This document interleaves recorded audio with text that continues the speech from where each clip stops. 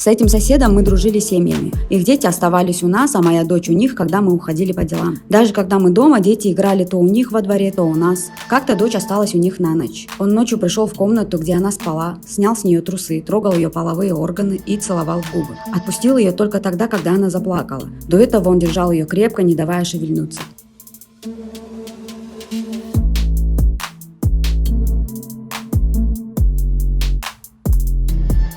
Мне звонил участковый и просил привести соседей, которые меня поддерживают. Я ответила, что никого звать не буду, потому что не хочу разглашения информации.